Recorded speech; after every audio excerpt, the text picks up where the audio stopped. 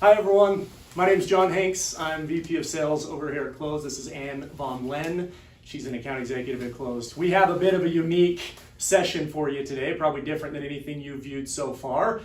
We are going to talk a little bit about why Clozd with a twist. Naturally, we are salespeople. We have a propensity to sell. Therefore, we have put some penalties in place that if we oversell, we don't want to do that, but certainly we have the propensity to do so. There will be punishments or penalties to doing that. Counteractive measures. And you ready to go? I am so ready. Let's do it. All right.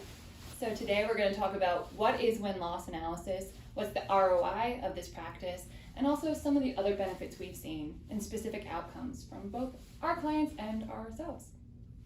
So one of the things that we want to talk about is like, what do most people think win-loss is?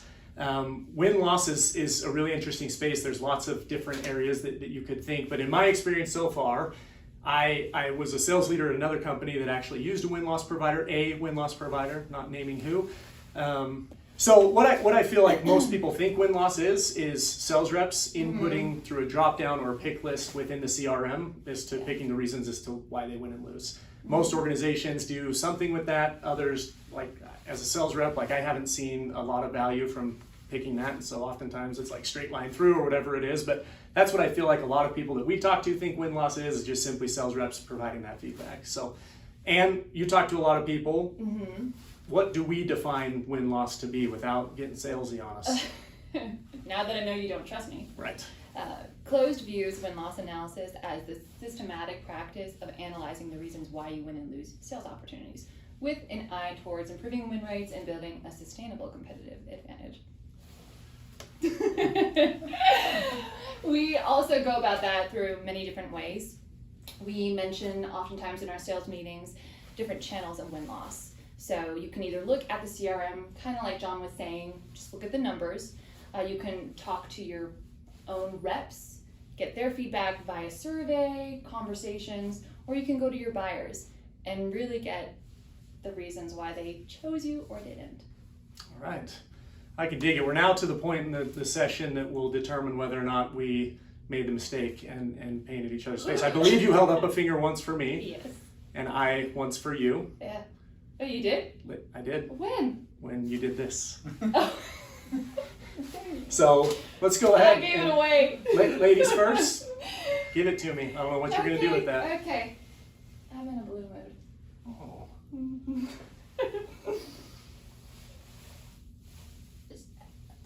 Oh. Odd. Okay. We're going to McDonald's, taking a trip to McDonald's. You want all three? Ketchup, mustard, and mayo.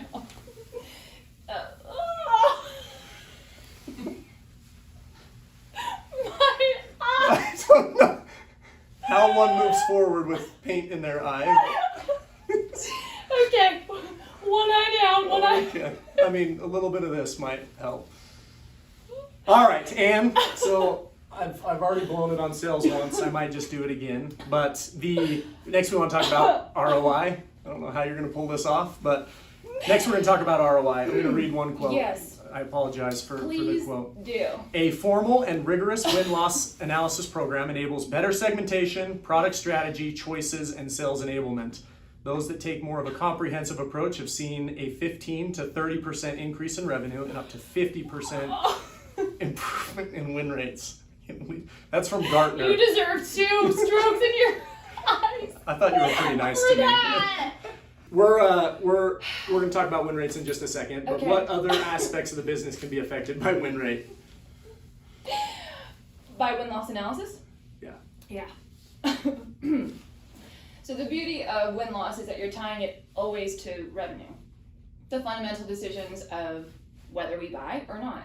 And so even beyond just the sales side of things, product strategy, messaging, speaking to your people, understanding your position in the market, just knowing who your people are through this practice just gives you a leg up, right? Yeah. You know who you're up against in every deal, so that no matter what, just getting better at it, you're going to be making more money, right? Yeah, it's good.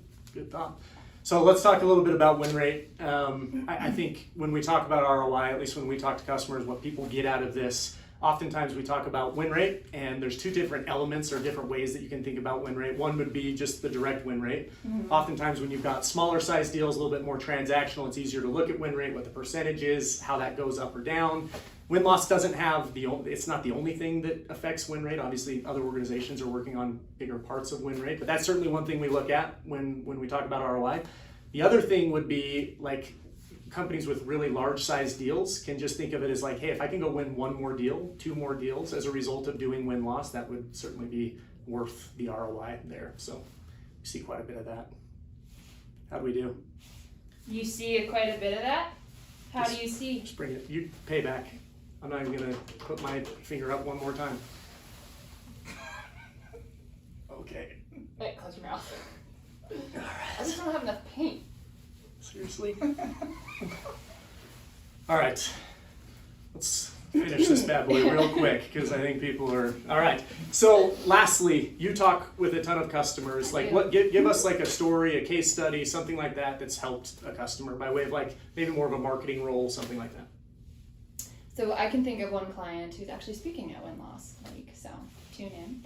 I won't tell you who it is, you can figure it out for yourself. But she kind of took the approach of focusing in on one product.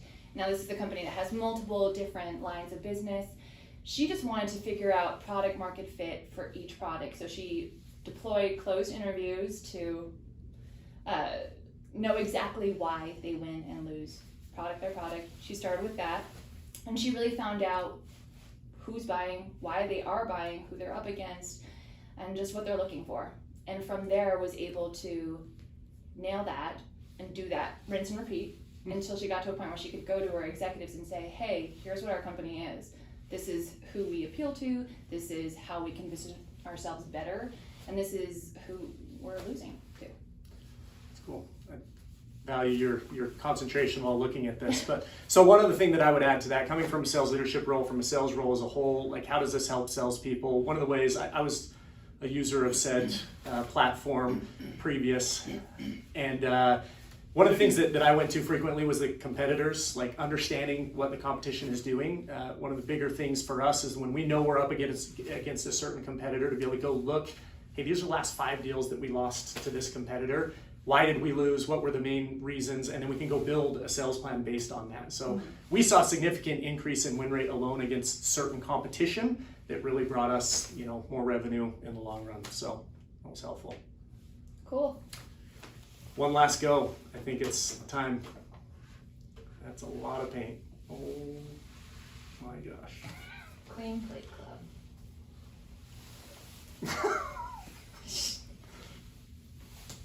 Oh.